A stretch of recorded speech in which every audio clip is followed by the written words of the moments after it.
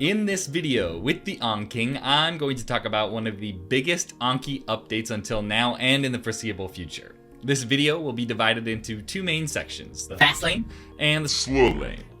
The fast lane is for those who are in a hurry and you want very quick recommendations and a review of the main changes since the last video that we made. The slow lane, on the other hand, will be dedicated to a slightly deeper dive into each update, as well as explaining some details of the previously discussed topics. In addition, there will be small pop-ups like this one appearing throughout the video that will offer helpful tips and answers to frequently asked questions. You can check the timeline as well below to see when each subsection begins and ends. So with that, let's get started.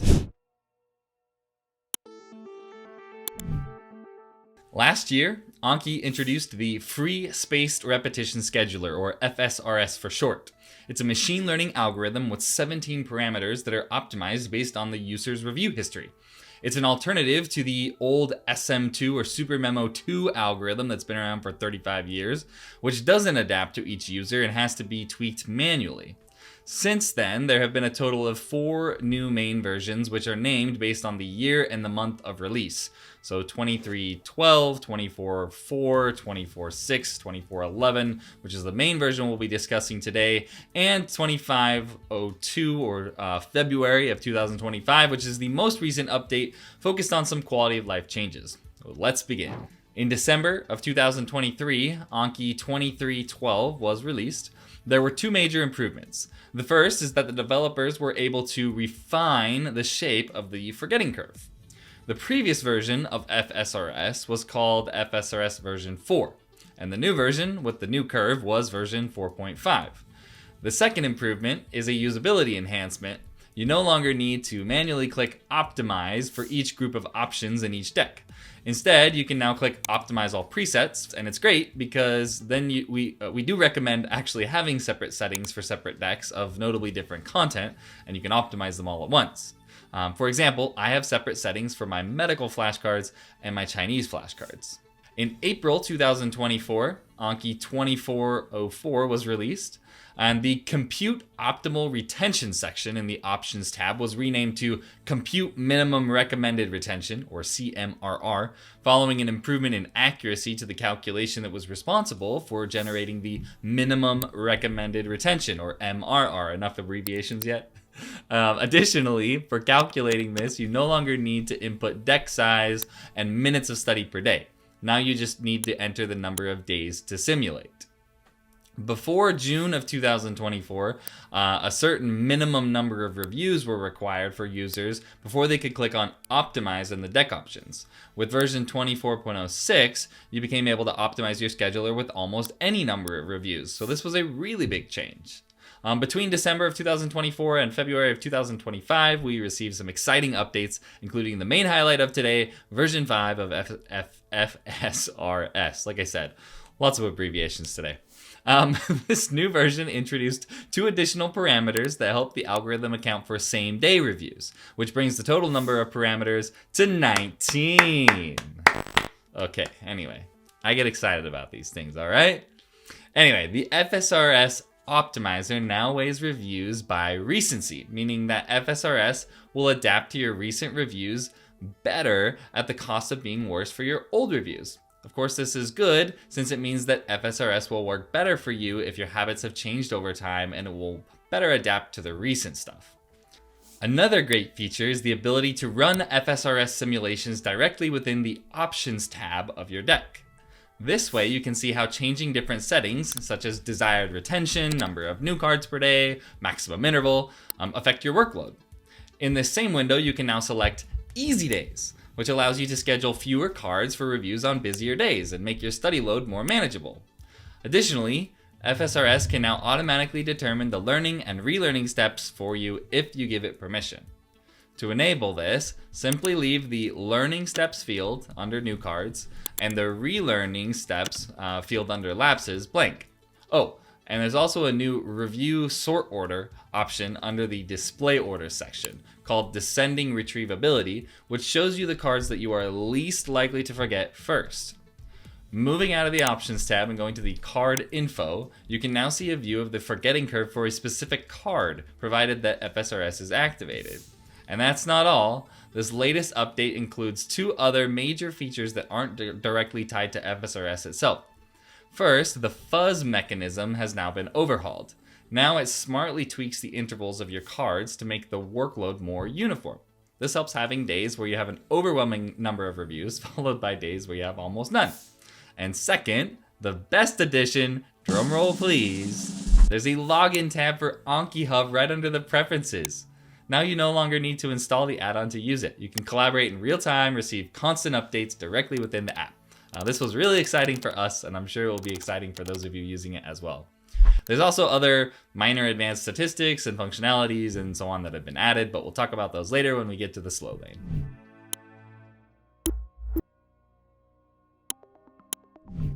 As you might expect, my recommended settings have become more general and less specific over time. That's in part because FSRS provides a high degree of customization and adaptability. In addition to sharing my recommendations, I'll guide you on how to set things up to make the most out of Anki. But first things first, make sure you sync your Anki and confirm that your desktop version is 25.02 or higher. Also, ensure that your mobile and tablet apps are up to date. Now the big question, SuperMemo 2 algorithm or FSRS? Definitely FSRS. Not only is it based on the latest research in spaced repetition, but it also implements a statistical model that takes your review history into account. In other words, it's an adaptive model that adapts to you specifically and what you're studying. In fact, Damien Elms, the main Anki developer, is planning to make FSRS the default algorithm in one of the future releases in 2025. Alright, enough small talk. Starting from the home screen, click the gear icon next to one of your decks on the right-hand side. A drop-down menu will appear. Select Options to open the settings window for your deck. There are several sections here and we'll go through them one by one.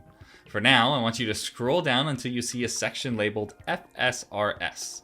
If you've never activated the algorithm before, it will be turned off. Simply click the switch on the first line to activate it. Congratulations, you're now using the state-of-the-art spaced repetition algorithm. I'm so proud of you. It brings tears to my eyes every time.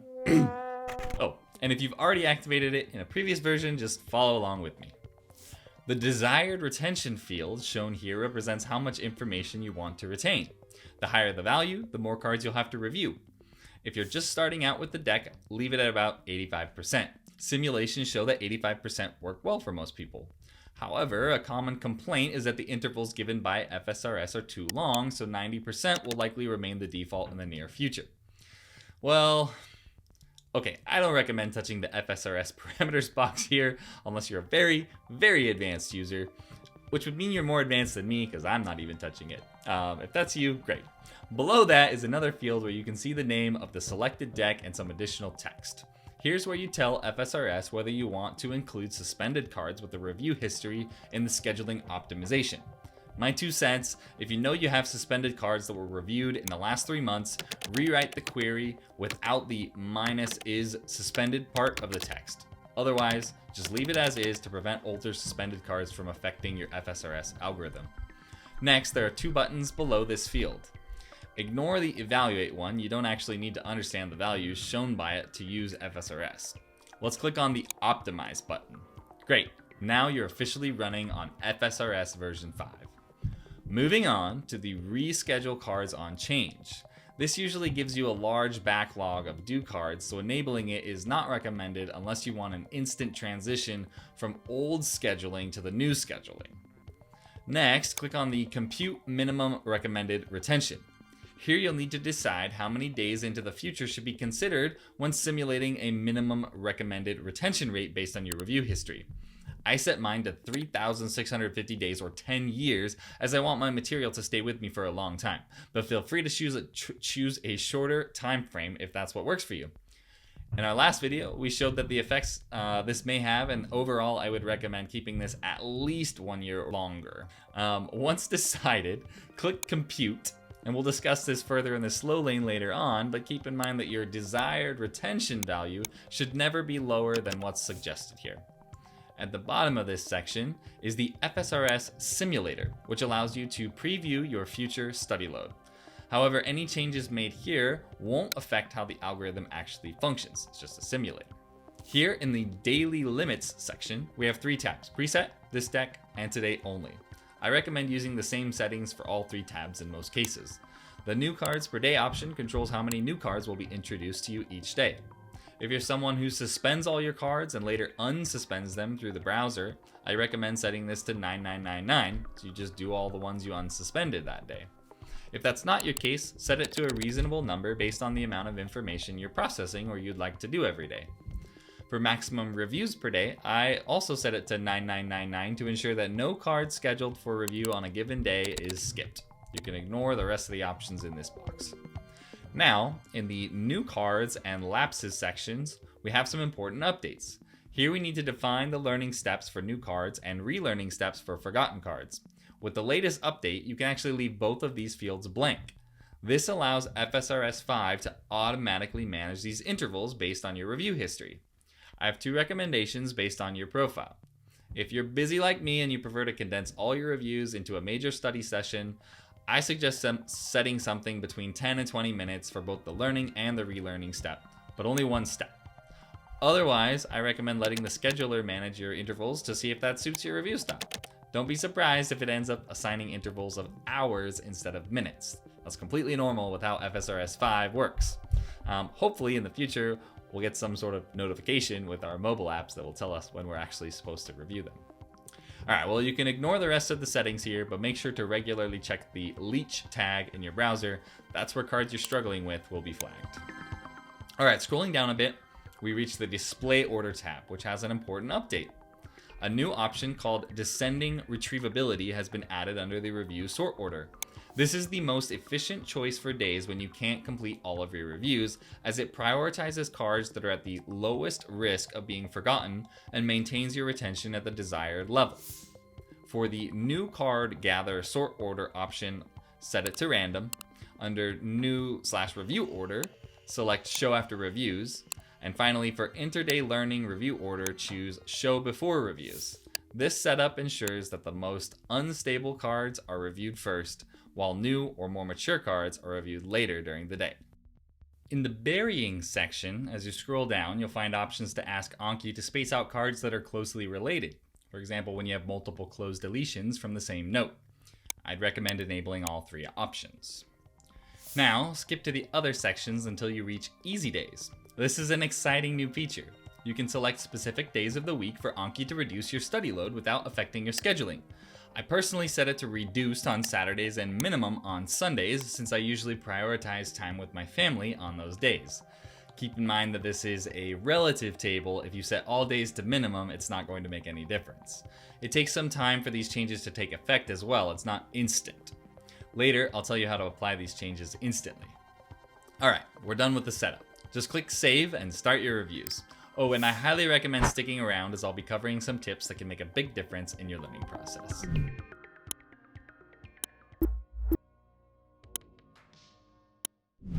There are 3 crucial points to always remember when using the new FSRS algorithm. Use buttons properly, optimize parameters regularly, and avoid reviewing the same cards on the same day repeatedly. Well, hold on for a second, I'll explain. The hard misuse problem is an issue that affects around 10% of users, according to an informal study that was conducted on the Anki subreddit. Real good research here. It happens when some people mistakenly believe that the hard button is just a less harsh version of the again button. In other words, they think of it as a failing grade, just like again. In Anki, hard, good, and easy are actually all passing grades. From the Anki manual, it says pressing hard is recommended when your answer is correct, but you had doubts about it or it took a long time to recall. This misunderstanding leads to excessively long intervals, which disrupt the future scheduling of cards and ultimately harm your ability to remember them.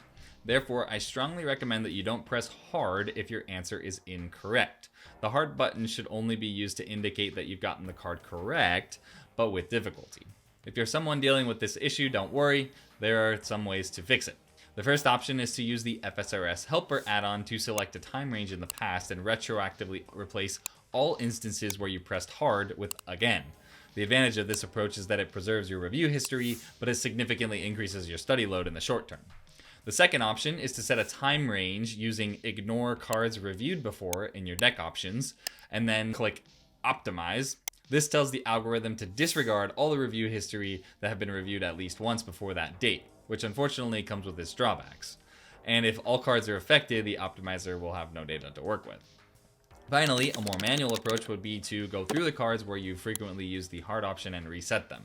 The downside here is that you would be essentially relearning everything from scratch. Also, I recommend periodically running the optimization, say once a month or every time the total number of reviews in your preset doubles, so that the algorithm can gradually align itself with your personal learning style. Finally, don't review the same cards on the same day repeatedly. In other words, don't do too many same-day reviews, meaning you repeatedly fail to move past the learning step more than 5 times. For example, if you press good and then press again on the next step and do that over and over and over again. While FSRS-5 has new formulas to handle this, the formulas aren't that great. Some users report that when reviewing a card in the again good loop, longer intervals appear than the previous ones.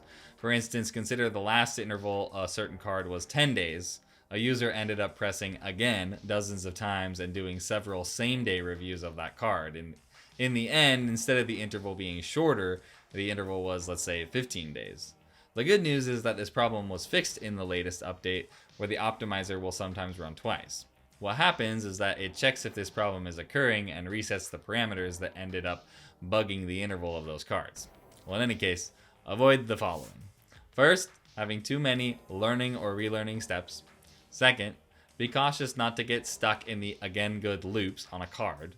Be sure you properly understood and learned its content. And lastly, don't use filtered decks to cram an unlimited number of reviews in a single session.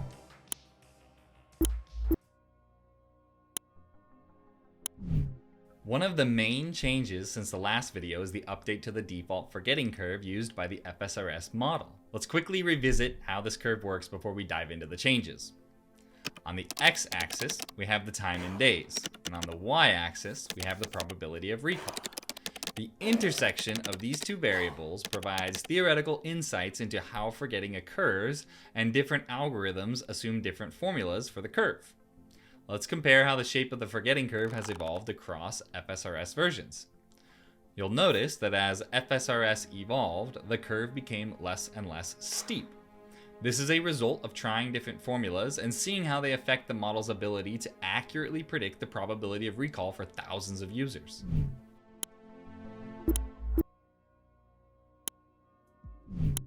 The discussion about sort order becomes particularly important when we consider days when the user couldn't complete their reviews.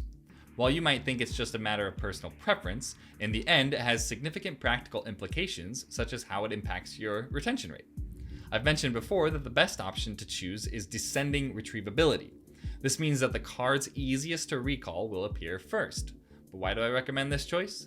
The creators of FSRS ran simulations with all kinds of different sort orders to examine their impact on retention and the amount of time spent studying. They found that only 4 could maintain consistent retention levels, even when the user's backlog was never fully cleared. Among those top 4 options, descending retrievability remained the best choice because it enables you to sustain your retention with the least amount of time spent studying, starting with the easiest cards first.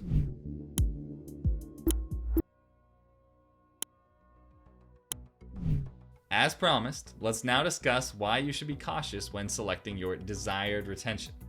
This is one of the most crucial topics to dive deeper into because it serves as the control point, the lever, if you may, that the user pulls to guide and influence the algorithm. Desired retention controls interval lengths and hence the workload. A high value of desired retention means we must review cards more often, which increases our workload. A low value of desired retention, on the other hand, leads to less reviews, decreased workload, and decreased memorized stuff. A very low value of desired retention, however, is related to longer intervals, which in turn means that you are more likely to forget. And then you frequently have to relearn cards and your workload actually goes to the sky. So there exists an optimal value of desired retention, a cost-benefit trade-off, and the CMRR aims to find that. So there are 2 forces at play here. First, as desired retention increases, intervals become shorter, which increases the number of reviews per day. Second, as desired retention decreases, we forget more and must relearn more of our material. If we plot the workload as a function of desired retention, The graph has a point of minimum workload. The CMRR thus seeks to find the minimal workload knowledge ratio. In other words, MRR is not a value that gives you the lowest workload, but rather a value that gives you the best bang for your buck, the best trade-off between workload and the amount of material to be memorized.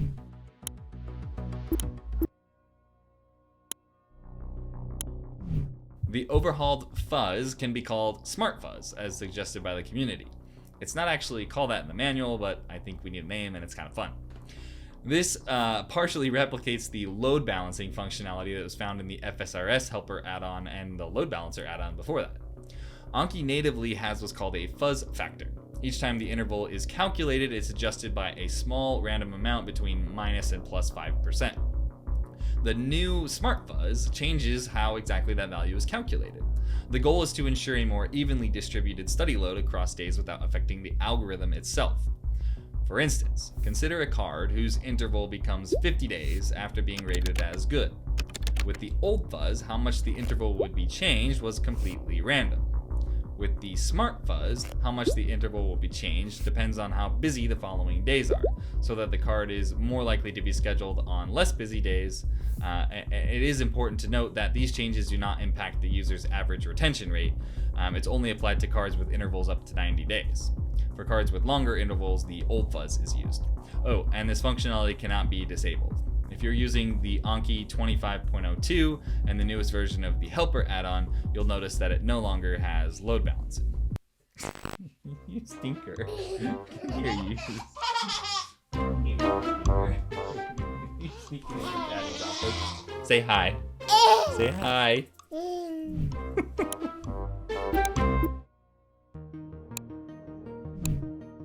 This new version of Anki has introduced some interesting new statistics. One of them is the daily load found under the future due section. This value tells you how many cards on average you will have to review every day, assuming that you do your reviews diligently, as I know you're all doing, and don't have a backlog. If you don't have a backlog, this number should be close to the number of cards you have due for today. The daily load is calculated by summing the inverse of all intervals. This means that cards with very long intervals, say 100 days, contribute very little to the total value, which makes sense because they're not going to significantly impact your daily study load. On the other hand, cards with a 1-day interval would contribute integrally to your study load. Moving down, we come to the card retrievability section. Here, a new metric called estimated total knowledge has been added. No, it's not the total knowledge you have in your brain. That would be impossible. This statistic helped estimate how many cards you currently know based on your average probability of recall or retrievability. It's calculated in a very straightforward way, by multiplying your average retrievability by the total number of cards you reviewed at least once. Another statistic that's been added is the true retention table, which you might recognize from an older add-on. Well, now it's native and built into Anki. Here, it's important to remember that a card's maturity level is determined by its interval. If a card has an interval of less than 21 days, it's classified as young. If the interval is 21 days or more, it's considered mature. This terminology isn't related to FSRS, it's just based on the assumption that a card with a 3-week interval has been in your collection long enough to be considered established information. Also, the pass rate, also known as true retention, is a statistic that is calculated as the number of reviews you passed, or answered hard, good, or easy, divided by the total number of reviews of cards that had intervals greater than or equal to 1 day. You can use this information to compare your annual retention with your weekly retention, for example, and don't forget to regularly use the Optimize button in the deck options.